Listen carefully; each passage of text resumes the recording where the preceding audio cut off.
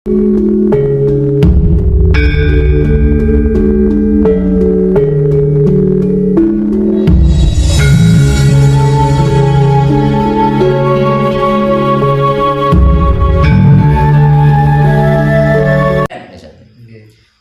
mengambil, kan ada mantranya, ada lelakunya, akhirnya mengambil roh gentayangan untuk jenengan cekel, jenengan perbudak, dan jenengan perintah sesuai dengan ikatan mantra yang jenengan pakai.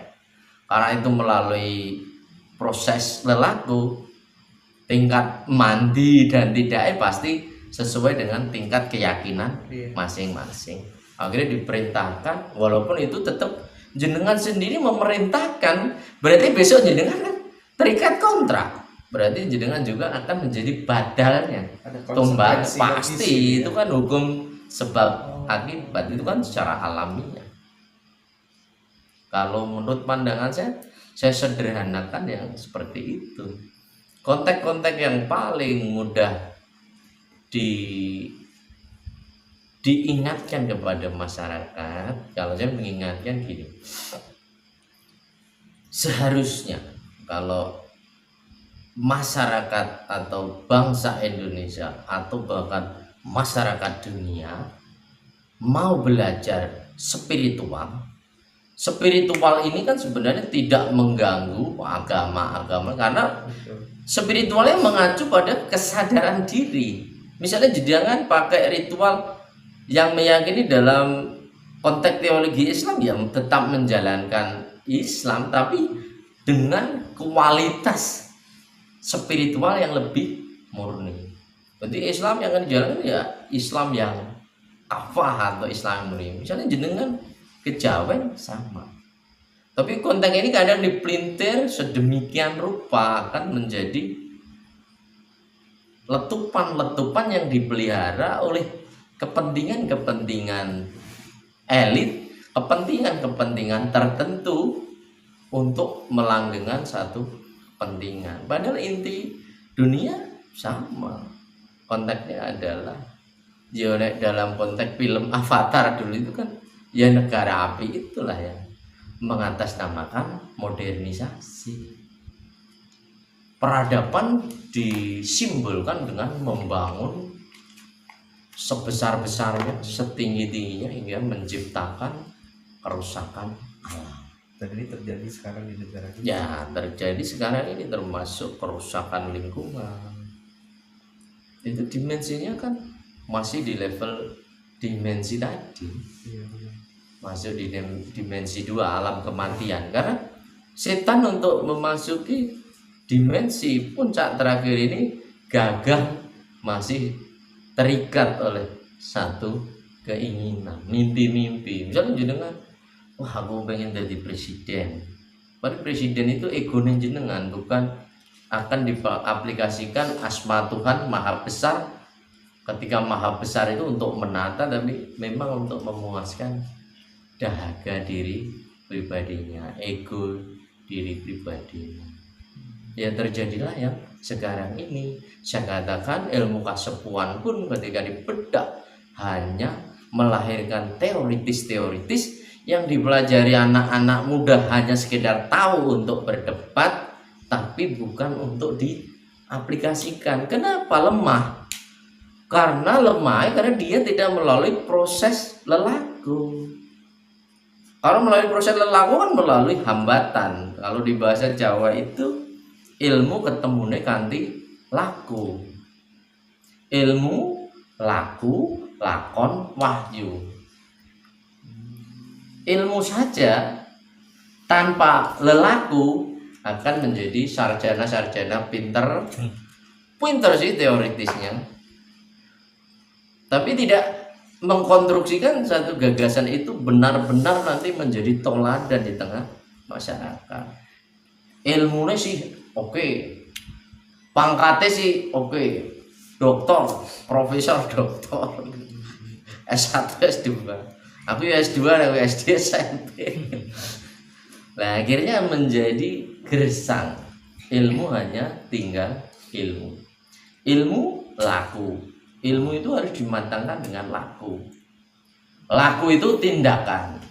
Lakon ini mematangkan tindakan, ini membersihkan tindakan agar lebih konkret, lebih matang dilakukan dengan lakon. Lakon itu mungkin nek cara bahasa kuno dengan nek cara torekot kuno yo dimatangkan dengan banyak tirakat, membersihkan diri sebersih-bersihnya agar tidak terikat daging kita, wadah kita, pemujaan kita yang berlebihan. Mungkin dalam konteks kesucian itu sulit kalau di dunia, tapi pemikiran ini dilahirkan berarti orang tetap harus belajar mencapai ke tahapan puncak. Wong enek bahasane berarti enek lakone gitu, ada pencapaian. Orang yang melahirkan bahasa sekelas Siddhartha, sekelas Muhammad, sekelas Yesus pasti itu melalui tahapan-tahapan lelaku, ilmu, laku, lakon, melahirkan wahyu. Wahyu ini konsep yang diterjemahkan dalam kenyataan, melahirkan. Jadi ibaratnya jenengan aku itu secara gaib, aku menabung itu mobil gitu. Itu kan masih bersifat ilusi, angan-angan. Tapi secara fisiknya dengan nabung serius tuku mobil tenan itu kan berarti wahyu itu muncul. Misalnya konsep Pancasila. Pancasila akan benar-benar terwujud ketika pemikiran-pemikiran Pancasila benar-benar dijalankan, bukan hanya sekedar kertas. Kalau kertas kosong kan sama saja ketika jenengan sekolah tinggi, teorinya sih selangit, tapi apa yang gue kerjakan, apa yang gue perbuat untuk masyarakat. Maka saya termasuk bagian tengah menahan keseimbangan, kasepuan yang dinaikkan atau dibikin blok seperti ini, itu juga saya melihat tidak melahirkan hal-hal yang lebih baik, hanya ditangkap sekedar teori-teori yang orang itu lemah untuk mengaplikasikan tindakan. Dia malah terbunuh. Atau kalau ini bagian dari program energi alam yang disebut kegelapan, mungkin jenengan yuk termasuk bagian dari proses pendangkalan untuk menguatkan kegelapan itu sendiri. Sangat unik loh, nek cara aku pikir ini ini termasuk aku keladuk ini. Tapi ya harus ada toh yang berani berpikir seperti itu. Nanti yuk gak usah dipotong biar ada keseimbangan juga kan. Kenapa? Karena ruang yang kosong itu saya harus menggenapi. Kalau saya tidak menggenapi, semua orang lurus seperti pemikiran adalah kebenaran, siapa nanti yang akan menjadi penyeimbang? Betul. Contoh gini, saya sebagai penggerak aktivis lingkungan, saya kan nggak mungkin mendapatkan materi dari ini, hanya satu panggilan alam bahwa saya mencintai lingkungan, mencintai alam. Saya harus bergerak, ikut ambil bagian untuk menyuarakan. Saya tahu pasti saya kalah, karena yang kita lawan adalah sebuah kekuatan yang sangat besar, korporat besar yang mengatasnamakan untuk sebuah pembangunan. Padahal membangun gunung wis apik-apik gunung, nah, dalam bahasa Samin, mbok sing sawah ajeg sawah, sing gunung ajeg gunung, sing banyu ajeg banyu. Nah, hanya untuk demi pembangunan gunung pun dipindah ke kota. Terus akhirnya terjadi ketidakseimbangan. Kalau di dalam bahasa spirit, misalnya ini disamar-samar sidik, ya pasti ada dampak lah. Misalnya itu leluhur nanti nake janji, cuma saya kalau menarik karena itu agak kurang ilmiah nanti kita aku koyok spiritual mau biasa wae kan, enggak saya. Dan saya akan mengacu pada sudut pandang yang mudah dipahami masyarakat, tapi itu menjadi tolak ukur pemercik pemikiran. Kalau saya ini jenengan tulan kesini tak anggap sebuah takdir. Hari ini saya harus mengatakan perkataan yang memang Tuhan harus diwakilkan kepada saya untuk saya katakan. Ya saya katakan. Kenapa? Ya kan menggenapi yang tidak ada, yang kosong. Kalau semua orang berpikir bahwa yang banyak adalah kebenaran, Betul. kita akan terseret pada fenomena saat ini. Contoh, kebenaran suatu saat orang akan kecewa gini loh Mas. Kita hidup dengan alam.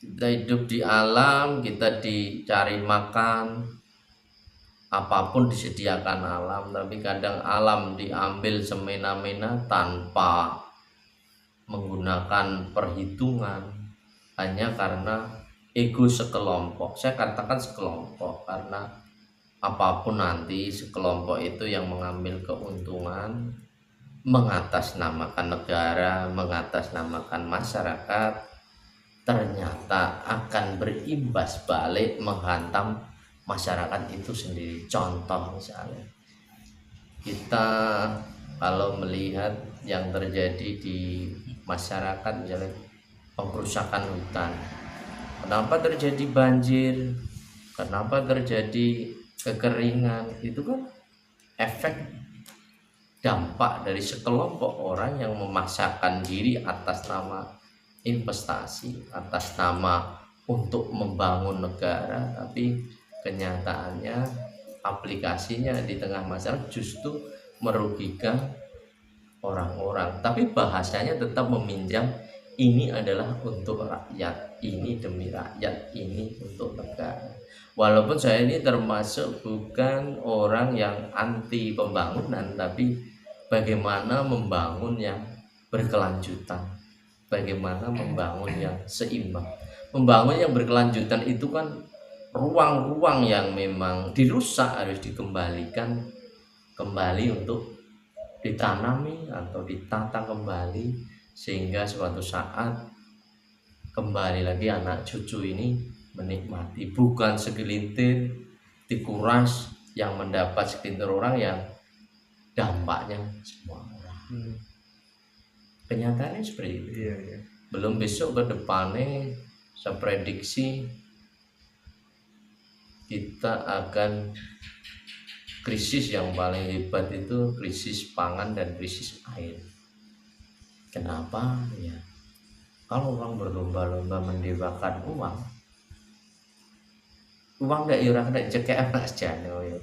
Tapi sekarang Gusti Allah kan jadi uang.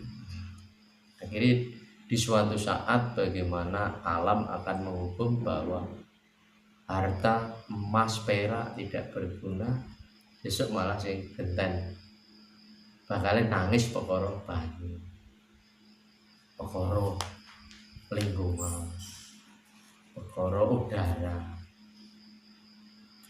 Apakah kemudian itu tidak bisa ada tindakan preventif supaya hal itu tidak terjadi begitu, terus kira-kira? Kan spiritualnya bangkrut Mas. Orang mencuri spiritual hanya untuk berjualan, bukan untuk dijalankan. Bahkan institusi nyuwun sewu, institusi di masing-masing lembaga agama sekalipun tidak mendukung hal-hal yang bersifat kepentingan global. Kenapa? Mungkin cari aman, cari makan, hanya mementingkan kelompok, golongan.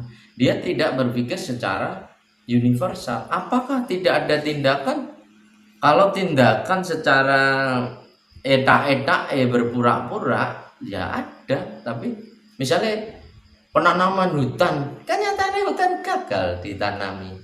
Bukan malah hutannya tambah hijau soil, kan malah soil habis loh. Jari ini kan program penanaman hutan sering digembor-gemborkan penghijauan, tapi kenyataannya kan gagal. Kalau menurut pandangan saya, kalau ini didengarkan, mungkin banyak juga nanti yang mendengar, atau mungkin bagian dari tugas saya kan pematik Mas. Pematik itu membakar. Dari percikan ini mungkin jadi inspirasi, penggerak, baik yang bergerak di spiritual, baik yang bergerak di politik, baik yang bergerak di seni, budaya, pendidikan, institusi apapun tergerak untuk merubah cara pandang bagaimana membangun yang berkesinambungan, membangun yang ramah lingkungan. Inti dasar pemikiran itu kan sederhana sebenarnya. Membangun itu nah iso kan dapat materinya adem ayem, lingkungannya gak rusak, masyarakatnya rukun, coro enek pangan rezeki yuk dipangan bareng-bareng. Dunia ini kan ogak kok dipek sing kaya makin kaya, sing miskin tambah miskin, mengatasnamakan kemiskinan, memperkaya sing kaya semakin kaya. Neng DE selalu berbicara ini semua untuk rakyat. Berani enggak orang-orang spiritual bahwa lompatan berpikir spiritual itu berani mengungkapkan yang hak adalah hak, yang batil adalah batil. Walaupun pada titik koma loh Mas, titik koma kalau manusia yang masih berbadan wadah enggak suci, tapi kan dalam etika filsafatnya wong Jawa ngono yo ngono neng ojo ngono. Padahal di belakang para pengambil policy itu adalah spiritualis yang Bahkan pedok-pedok spiritualis membantu sekali. Misalnya contoh di suatu lahan yang sangat angker misalnya, pasti bukan orang spiritualis sebenarnya, dukun atau supranaturalis itu mengambil bagian, wes itu tantangan. Berarti kan dia